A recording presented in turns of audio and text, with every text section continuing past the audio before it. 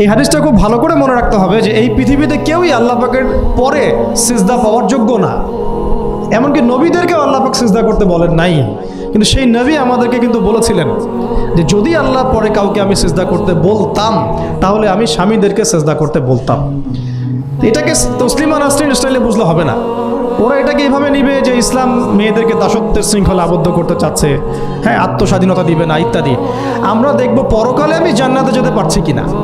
আল্লাহ পাকের হুকুমের চাইতে আমার কাছে কোনো যুক্তি বড় নয়। আল্লাহ পাকের হুকুমের চাইতে আমার কাছে কোনো যুক্তি, বিজ্ঞান, প্রযুক্তি এগুলো বড় মানদণ্ড নয়।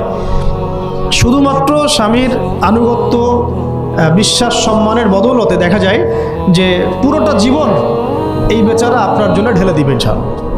আর এই জায়গায় যদি দেখা যায় ঘাটতি থাকে তখন কোনো কোনো ক্ষেত্রে ভালোবাসা যথেষ্ট হয়ে ওঠে না। এবং আপনারা জানেন এই শহরে ডিভোর্সের সংখ্যা দিন দিন বাড়ছে। কেন? এইগুলো মেজর কারণ আছে। হ্যাঁ, আমি বলছি না যে সব ছেলেই একেবারে পারফেক্ট, কখনোই না। ছেলেরাও যেমন সাহাবী না, মেয়েরাও সেরকম মহিলা সাহাবী না। কিন্তু সবর, আনুগত্য, নরম কোমলতার কোনো বিকল্প নাই। উভয় পক্ষের জন্যই নসিহতগুলো আর কি, স্বামীর জন্য এবং স্ত্রীর জন্য। আরেকটা বিষয় হচ্ছে যে স্বামীর পরিবার নিয়ে খোঁটা না দেওয়া, স্বামীর যে বাবা মা ভাই বোন এই ব্যাপারগুলো নিয়ে খোঁটা দেওয়া না দেওয়া বা খোঁচাখুচি না করা, এবং তার যে অবদান আপনার প্রতি এটাকে অস্বীকার না করা, কুফরি না করা। একটা হাদিসের মধ্যে নবী সাল্লাল্লাহু আলাইহি ওয়াসাল্লাম কিন্তু বলেছেন যে বেশিরভাগ নারীর জাহান্নামে যাওয়ার কারণ কি? সাহাবীরা জিজ্ঞাসা করেছিলেন, তিনি বলেছেন তারা কুফরি করে। কি কুফরি করে? তারা কি আল্লাহর সাথে কুফরি করে? নবীজি বলেছেন না, বরং তারা সারা জীবন স্বামীর যে দিয়ে যাওয়া যে স্যাক্রিফাইস বা অধিকার, এটাকে হঠাৎ করে অস্বীকার করে বসে, হঠাৎ কোনো একদিন অস্বীকার করে বসে। এটার কারণে দেখা যায় আল্লাহ পাক নারাজ হয়ে যান। আল্লাহ রাব্বুল আলামিন তো একজন ব্যভিচারী নারীকেও জান্নাত দিয়েছেন মাত্র কুকুরকে পানি পান করানোর কারণে। আবার একজন নারীকে বিড়াল বেঁধে রেখে কষ্ট দেওয়ার কারণে জাহান্নামে দিয়েছেন।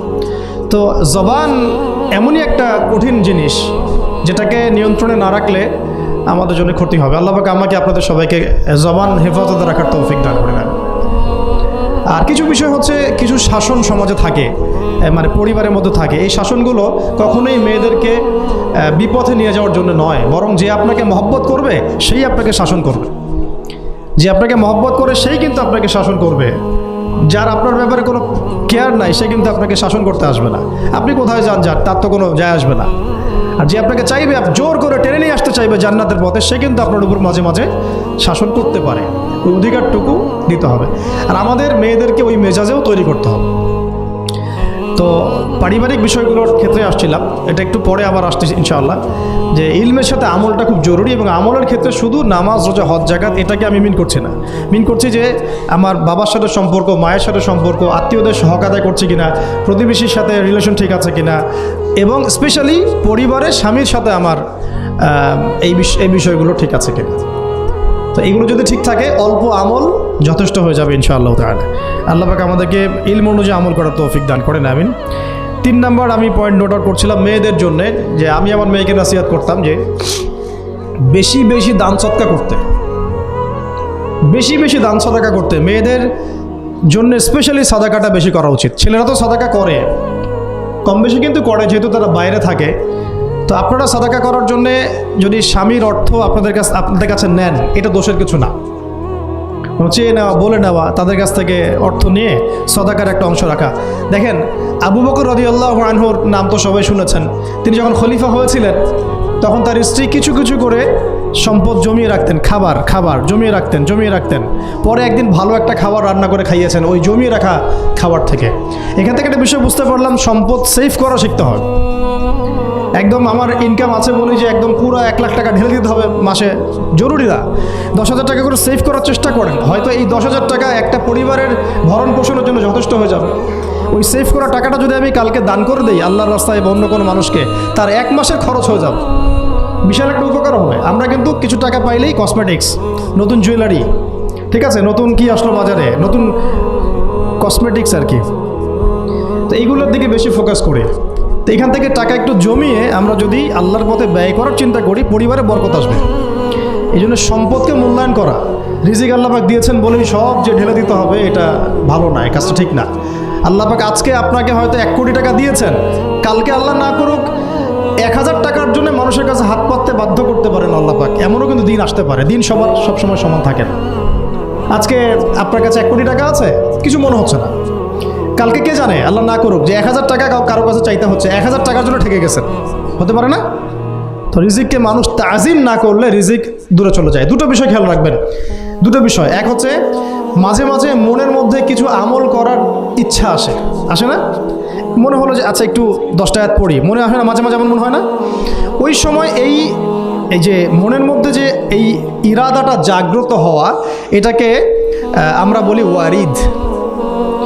অন্য ভাষায় আপনি বলতে পারেন মেহমান। কি বলতে পারেন? এটা আল্লাহর পক্ষ থেকে আপনার কলবের মধ্যে মেহমান হিসেবে এসেছে। এখন আপনি যদি আমলটা করেন, সেই মেহমান বারবার আপনার কলবে আসবে। যদি আপনি ওই সময় আমলটা না করেন, মেহমান চলে যাবে, মেহমান অসম্মানিত হলে পরে আর আসবে না।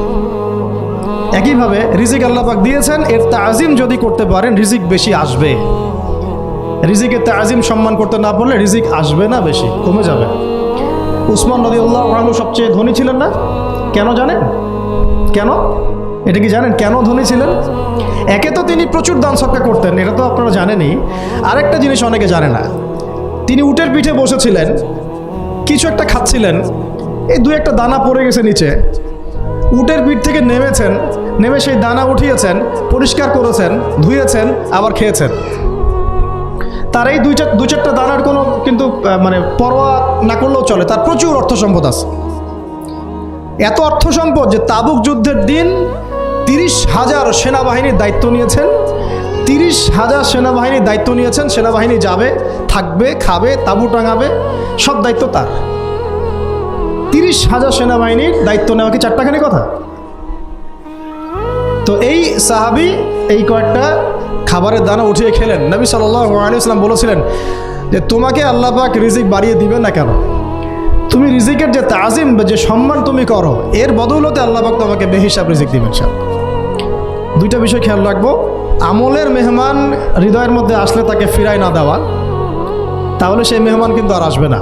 মেহমানকে মূল্যায়ন করলে মেহমান বারবার আসবেন স্যার। আর রিজিকের তাজিম না করলে রিজিক কিন্তু আপনার ঘরে বেশি বেশি আসবে না।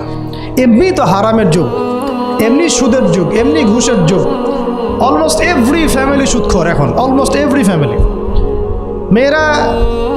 মেয়ের স্পেশালি যারা শাশুড়ি টাইপের, আপনারা মাইন্ড করেন না, তাদের সাইকোলজি যে এতই নিচে নেমে গেছে এখন যে আমার মেয়ে জাহান্নামে যায় যাক, হ্যাঁ আমার মেয়ে জাহান্নামে যায় যাক, সমস্যা নাই, দুনিয়াতে সে যেন ভালো থাকে। এটা কেন বললাম?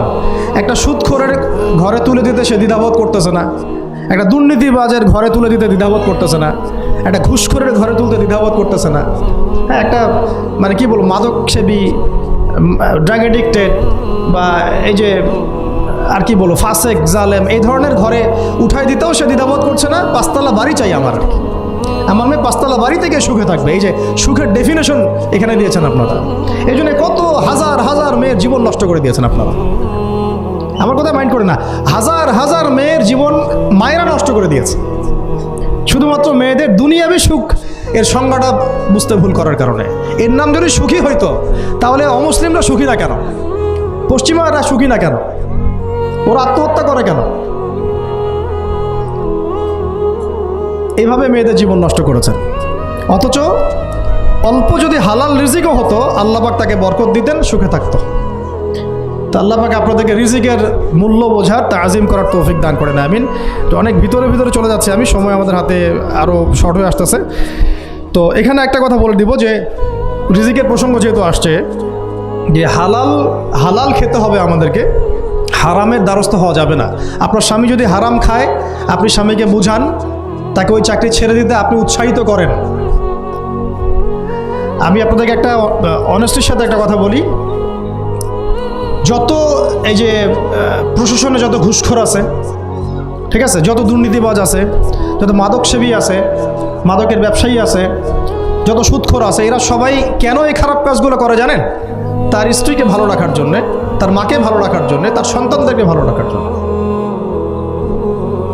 তাহলে স্ত্রী হিসেবে, সন্তান হিসেবে, মেয়ে হিসেবে আপনি বলবেন যে আমাদের এইসব ভালোর দরকার নাই আব্বু, হে আমার প্রিয় স্বামী, আমার এসব ভালোর দরকার নাই, হে আমার ছেলে, আমার এসব ভালোর দরকার নাই, তুই হালাল পথে থাক, ওইখানে তুই আমাকে ডাল ভাত খাওয়া, আমি খুশি আছি। এইভাবে আপনারা তাদেরকে মোটিভেট করেন, দেখবেন সমাজে হারাম কমে গেছে ইনশাআল্লাহ। আর হারাম খাওয়া এই ছেলে মেয়েগুলোও কিন্তু মানুষ হবে না। হারাম খাওয়াতে ছেলে মেয়েগুলো রক্ত মাংস করে উঠছে, এরাও কিন্তু মানুষ হবে না। আল্লাহ পাক আমাদেরকে হালাল খাওয়ার তৌফিক দান করেন, এবং হালালের জন্য আপনাদের ভূমিকা অনেক বেশি। আমরা উত্তরবঙ্গ সহ দেশের বিভিন্ন জায়গায় সফর করে যেটা দেখেছি, যত সুদী এনজিও আছে না, এনজিওগুলোর মধ্যে মহিলাদের নামই বেশি, জানেন? মহিলাদের নাম বেশি সুদী এনজিওতে। তো এই দাওয়াতগুলো আমরা মা বোনদেরকে দিতে চাই যে কোন অবস্থাতে যেন হারাম রিজিকের দিকে আপনারা না ধাবিত হন, এবং রিজিকে তাজিম করেন, পরিবারের মধ্যে হৃদ্যতা ভালোবাসা বজায় রাখেন, একে অপরকে বিশ্বাস, সম্মান এবং শ্রদ্ধা করেন। ইনশাআল্লাহ তাআলা আপনাদের পরিবারও সুখী হবে, রিজিকও সুন্দর হবে, এবং রিজিকে বরকত হবে ইনশাআল্লাহ। এরপরে আমি আর দু একটা পয়েন্ট নোট করেছি, বলে শেষ করে দিচ্ছি যে এটা স্পেশালি আমি আমাদের ওইসব দিনই বোনদেরকে বলতে চাচ্ছি যে বোনেরা এখনও বিয়ে শাদী করেন নাই। সেটা হচ্ছে যে বিয়ে করার আগেই দিনের বেসিক লেখাপড়া শেষ করেন। এত পাগল হওয়ার দরকার নেই। আগে চরিত্র হেফাজত হচ্ছে না, রোজা রাখেন, ঠিক আছে? দিনই পড়াশোনা আগে শেষ না করে বিয়ে করতে যায় না। বহু আলেমা যারা মাদ্রাসা লাইনের ছাত্রী ছিল, দিনই পড়াশোনা শেষ না করে বিয়ে পিড়িতে বসার কারণে কেরিয়ার ধ্বংস হয়ে গেছে। বিয়ে পরে করেন, আগে পড়াশোনাটা, তুলনামূলক পড়াশোনাটাকে শেষ করে নেন। তুলনামূলক পড়াশোনা শেষ করতে 18 থেকে 20 বছর বেশি লাগে না। যদি আপনি শুরু থেকে শুরু করেন, একদম 18 থেকে 20 বছর হতে হতে আপনার পড়াশোনা মোটামুটি শেষ হয়ে যাবে। আর যে সাবজেক্টগুলো বললাম আমি, ওইগুলোই বেসিক পড়াশোনা। এখন এটা হয়তো সবার ভাগ্যে নসিব নাও হতে পারে, সেক্ষেত্রে বিকল্প অপশন আমরা যাব। কিন্তু আগে মূলনীতি হচ্ছে একটা লেভেল পর্যন্ত পড়াশোনা করার পরেই বিয়ে করেন, কারণ বিয়ের পরে আপনার যত রেসপন্সিবিলিটি আসবে, এটা তখন পড়াশোনা মেনটেন করা এতটাও সহজ না, প্রায় অসম্ভবের পর্যায়ে পড়ে যায় আর কি। আর দু একটা বাচ্চা কাচ্চা হয়ে গেলে তো তখন আর কোনো কথাই নাই। তাহলে আপনারা কি আমাদেরকে আয়েশা রাদিয়াল্লাহু আনহার মতো একটা প্রজন্ম দিতে পারবেন না? যদি এটা আপনাদের উদ্দেশ্য হয়, সেক্ষেত্রে কি পড়াশোনা শুরু থেকে করা উচিত না? এখন এই সুযোগটা আমাদের সব বন্ধুদের সামনে হয়তো থাকে না, এই জন্য আমরা বললাম যে বিকল্প অপশনগুলোতে আপনারা দিন শেখার চেষ্টা করেন। আর এরপরে যখন বিয়ে করবেন, পড়াশোনা মোটামুটি শেষ হয়েছে, বিয়ে করবেন, এখন 18-20 বছর বয়স হয়ে গেছে, এখন আল্লাহর ওয়াস্তে দুনিয়াবি বিষয়কে সর্বোচ্চ অগ্রাধিকার দিয়েন না। আজীবন পস্তাবেন, এবং একবার পস্তানো শুরু করলে এই পস্তানো আজীবনও শেষ হবে। তখন মেইল করে মেসেজ করে কোনো লাভ হবে না, কারণ আপনি বিয়ের আগে দিনকে প্রাধান্য দেন নাই, বরং দুনিয়াকে প্রাধান্য দিয়েছিলেন। আপনি বিয়ের আগে দিনকে প্রাধান্য দেন নাই, বরং দুনিয়াকে প্রাধান্য দিয়েছেন। যখন আপনি সবসময় পরকালকে, আল্লাহকে, তার রাসূলকে প্রাধান্য দিবেন, দিনকে প্রাধান্য দিবেন, দুনিয়া আল্লাহই গুছিয়ে দিবেন। আর যখন আপনি দুনিয়াকে সর্বোচ্চ অগ্রাধিকার দিবেন, দিন আপনার কাছ থেকে দূরে সরে যাবে। দিনের একটা গায়রত আছে, একটা ব্যক্তিত্ব, দিনের একটা স্বতন্ত্র গায়রত আছে, সে সবার কাছে ধরা দেয় না। যে তাকে মূল্যায়ন করে তার কাছেই দিন আসে, যে তাকে মূল্যায়ন করে না তার কাছে দিন আসে না। দিনদার ছেলেকে প্রাধান্য না দিয়ে বিয়ে করতে যায় না, জীবনটা ধ্বংস হয়ে যাবে। হ্যাঁ, আমি বলছি না দিনদার ছেলে মাদ্রাসাতেই থাকে না, ইঞ্জিনিয়ার লাইনেও থাকতে পারে, ডক্টরও হতে পারে, ইঞ্জিনিয়ারও হতে পারে, কিন্তু এটা বাহ্যিকভাবে এটাকে জাস্টিফাই করাটাও ডিফিকাল্ট। কিছু ক্রাইটেরিয়া দেখে আপনি একটু আন্দাজ করতে পারেন, পুরোপুরি হয়তো কখনোই বুঝতে পারবেন না।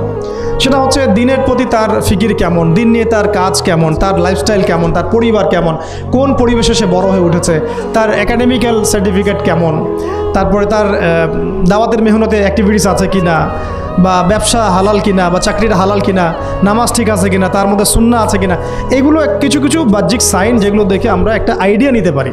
তারপরে বলবো যে এখানে 100% আপনি এনশিওর হতে পারবেন না, ওইটা আল্লাহ পাকের হাতে। তো ওইটাও যদি এনশিওর করতে চান তাহলে কি করতে হবে? তাহলে নিজেকে দিনদার হতে হবে। আমি নিজে যদি ভালো দিনদার হই তাহলে ইনশাআল্লাহ আল্লাহ পাক আমাকে দিনদার স্ত্রী দিবেন। নিজে দিনদার না, তাহলে কি রেডিমেড দিনদার ছেলে আসবে? কখনই আসবে না।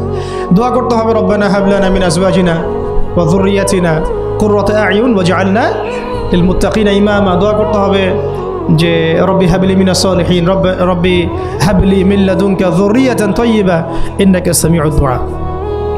এই বিষয়গুলো থেকে খেয়াল রাখবেন। আর শরীয়তের মেজাজ মাথায় রাখা।